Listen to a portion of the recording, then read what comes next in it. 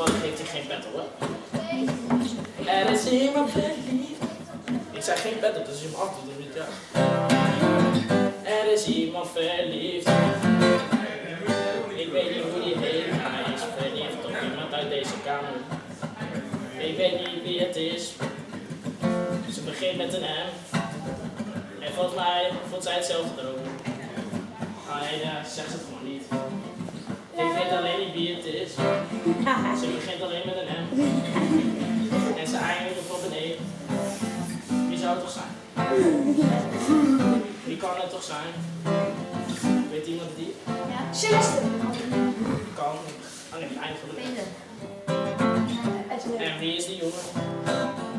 Die haar toch zo graag wil? Ik zou niet weten wie. Is het David misschien? Oh,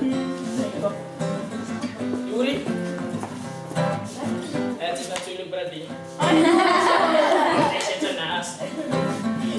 Hij heeft zijn arm pijn gedaan. Omdat hij graag bij me wil zijn. Hij dacht als ik dat doe, dan gaan ze voor mij zorgen. Dan moet je het even met schrijven, ja. Oh! Ik heb het over de verkeerde meid. Nou, hij heeft begin met een, dus met een C of een S? C. Nee, C. Het begint met een C. En eindigt op een letter. Maar Becky is op Latifa. Ja! Nee, maar dat is niet... Nee, dat is het. Dus Becky is op Bradley Latifa. iemand met een C. Kijk. Nee, Becky is Mag ik zeggen? Oh, ik weet niet wie dit is, maar... Latifa. Maar we hebben het dus honger. We hebben patat. Patat met frikandellen. Maar we hebben iedereen zit in een kring. Iedereen heeft honger. Wij willen patat. En als ik naar buiten kijk, gebeurt er niks.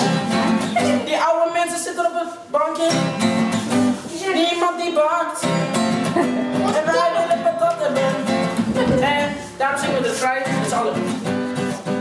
Wij willen patat. Wij willen patat. Wij willen patat. Wij willen patat. Nog een keer. Wij willen patat.